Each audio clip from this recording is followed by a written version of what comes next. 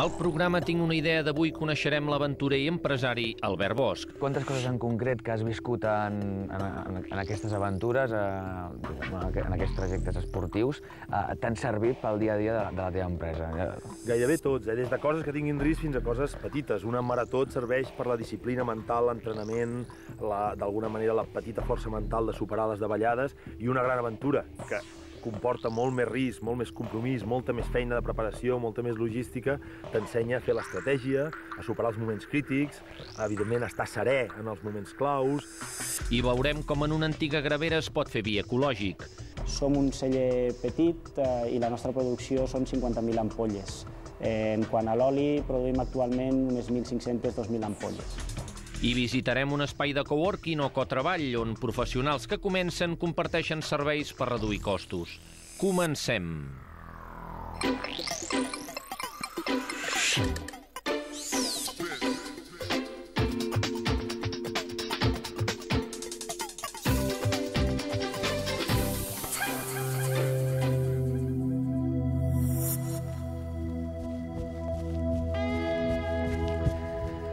Avui hem vingut a la muntanya per fer esport amb l'únic català que ha arribat al Pol Sud en solitari creuant l'Antàrtida i sense cap assistència. Podríem dir que la seva vida fins ara ha estat una veritable aventura digna de novel·la. L'Albert Bosch és emprenedor, però per sobre de totes les coses és un optimista que viu la vida al màxim.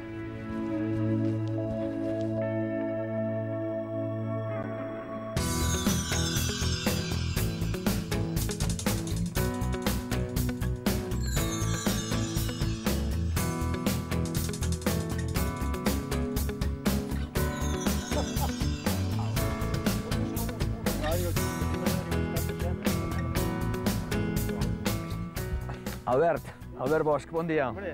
Què tal? Bon dia. Escolta, tu ets un expert en curses, en ultramaratons. Què farem avui? Què ens proposes? Una mica d'entrenillo, no?, per fer la gana, per dinar, no?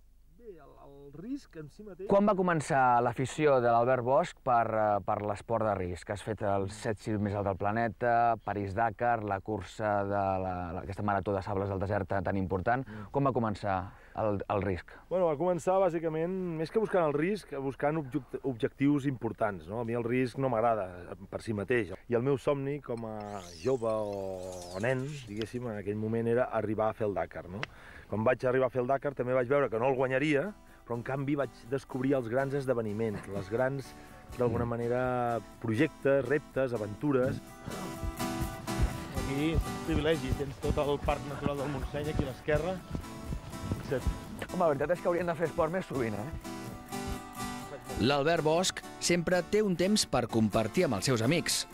El Josep i el Jordi han corregut amb ell la Marató de Sables, una de les curses més dures del món. Travessa 250 quilòmetres pel desert del Sàhara.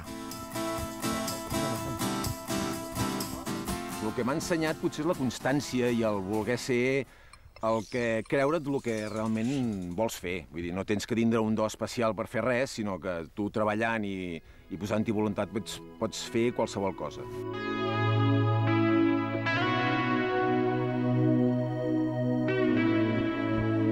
Ben nanos. A mi el que em va molt bé és que jo, vulguis o no, també soc mig empresari, mig autònom que vas treballant, i clar, sempre quan ens podem permetre aquestes rutes que fem, xerrar molt. I clar, la conferència que la gent el va escoltar 1 hora, jo l'he arribat a escoltar 50 hores.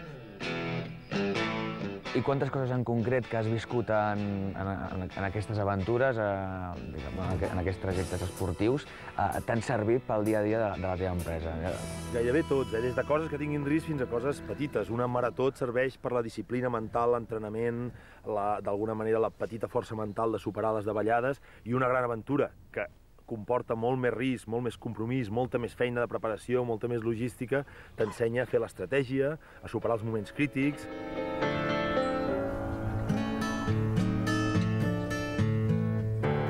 Ja que estem massa apartats de la natura, i a mi la natura m'agrada jo diria viure-la, no només veure-la, viure-la, tocar-la, tenir una relació gairebé carnal, fer-hi coses. I aquesta passió l'has traslladat a altres àrees de la teva vida, no? Sí, això al final per mi ha estat fonamental, a la meva vida personal i a la meva vida empresarial. De fet, fa 6-7 anys que jo em dedico a projectes d'inversió, abans feia projectes d'inversió en general i fa 6-7 anys m'he especialitzat en projectes que siguin profitosos i que beneficien la natura. No només que siguin sostenibles, sinó que aportin un benefici directament al medi ambient.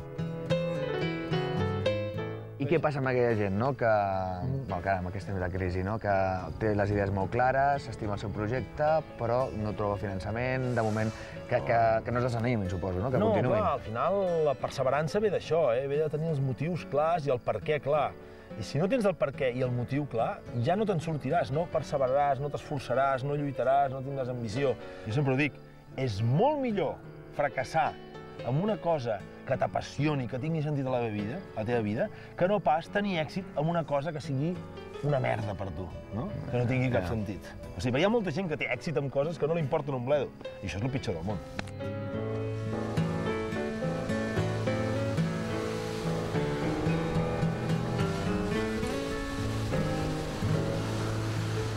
Empresari des dels 26 anys, és el fundador d'Inver Group, una consultoria per a inversions que s'ha especialitzat en projectes del sector de l'energia i el medi ambient. Durant els últims 2 anys han aconseguit, per exemple, que bancs i empresaris inverteixin 15 milions d'euros en instal·lacions d'eficiència energètica com la que funciona en aquest gimnàs. Per exemple, en aquest cas, la seva energia tèrmica fem que en consumeixin molt menys, fent ells la inversió o buscant nosaltres des d'Inver Group un inversor. Aquest inversor guanya uns diners i, a més, aconsegueix fer un benefici, evidentment, al medi ambient, perquè abans, per exemple, aquesta gent, quan cremava gas natural, aproximadament un 45% se'n anava a l'atmosfera com a residu, i ara aquest residu l'utilitzem per crear energia elèctrica.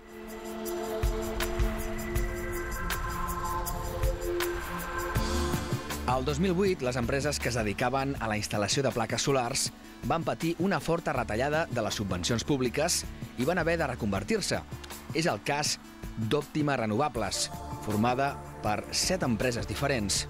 Han invertit 1 milió d'euros per desenvolupar aquesta potabilitzadora d'aigua que funciona amb energia solar. Ho han fet amb el suport de la Generalitat i d'inversors com l'Albert Bosch. Com ho tenim això, tu? Mira, aquí l'estem, ja. Està ja funcionant a tope. I el més xulo és que la primera que se'n va a Haití ja surt divendres. Es tracta de fer un element portàtil, autònom, que no requereixi cap mena de consumible, que funcioni amb energia solar i que qualsevol persona del món pugui fer funcionar sense cap coneixement. I la gràcia és que combina el tema industrial amb el tema humanitari, perquè això permetrà que hi hagi aigua a pobles de països subdesenvolupats que fins ara han hagut de beure aigua en molt males condicions. L'Albert Bosch és el seu assessor financer. Treballa al servei d'un sector que durant els últims 4 anys ha vist minvada greument la inversió en innovació i desenvolupament. Com he de convèncer jo amb els meus inversors de que invertim en projectes a desenvolupar a 5, 10, 15 anys si cada 6 mesos canvien la política d'una manera totalment incoherent i contradictòria? És impossible fer I+D ni per pressupost ni per polítiques estables. Ho pagarem molt car. Al final, el que crea valor en el futur és haver fet tecnologia pròpia, tecnologia productiva i, si pot ser, a més, en el nostre cas, tecnologia que sigui de futur, no?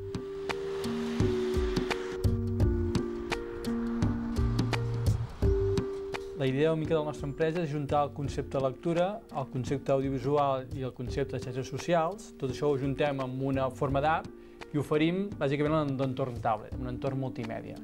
Per tant, treballem amb autors comunicadors com l'Albert Bosch per oferir una experiència enriquidora de comunicació entre l'autor-escriptor i el lector-espectador-usuari.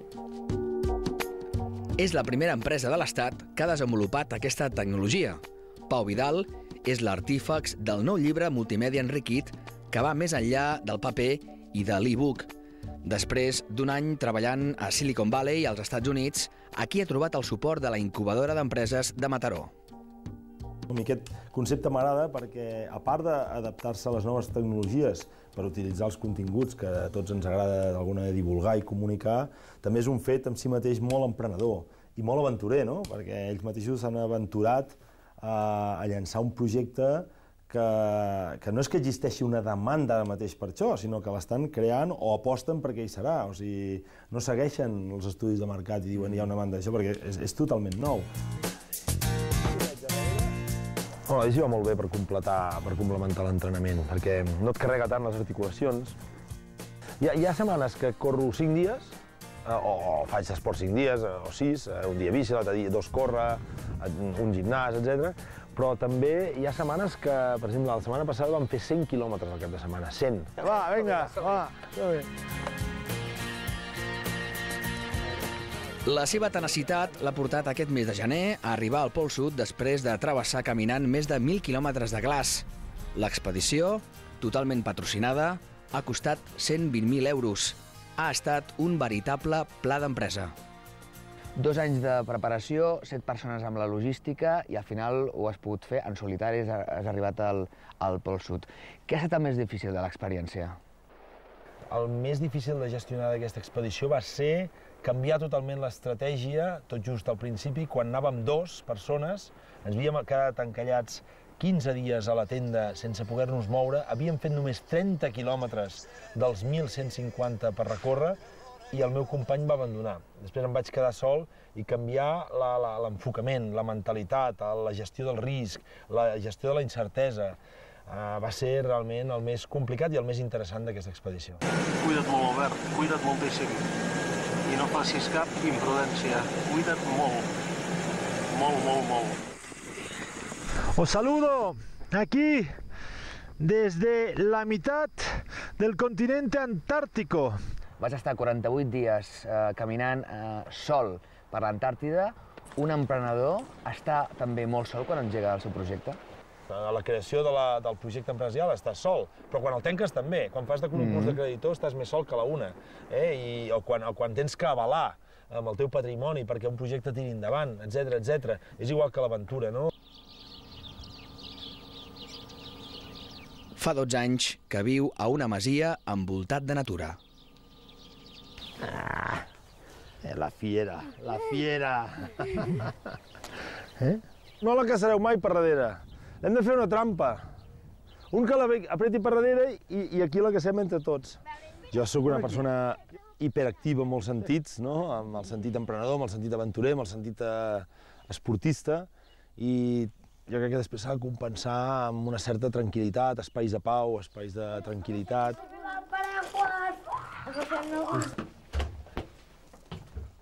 L'Albert és una persona valenta, bàsicament. És una persona valenta, molt curiosa i molt inquieta, i que el que li agrada intenta fer-ho. Els nanos, des de sempre, o sigui, l'Anna tenia 6 mesos, ens en vam anar totes dues a París a despedir-lo, que se n'anava al París-Dakar, i clar, va estar 25 dies fora, llavors jo... I així ens ha estat sempre. Els nanos ho porten molt bé.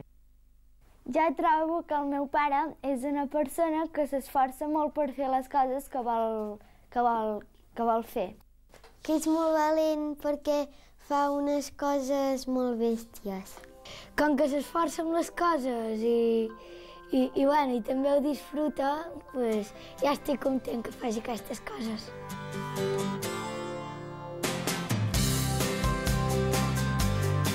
La felicitat està en seguir les teves passions, en seguir el teu camí, en buscar el sentit. I això a vegades vol dir sortir d'aquesta bombolla de seguretat, prendre riscos a vegades, però buscar objectius que sempre siguin importants per un mateix. I al final, jo penso que amb tot projecte és la felicitat el que et portarà a l'èxit i no l'èxit el que et donarà la felicitat. L'Albert Bosch ja prepara la seva pròxima aventura. Vol arribar al Pol Nord des del Canadà.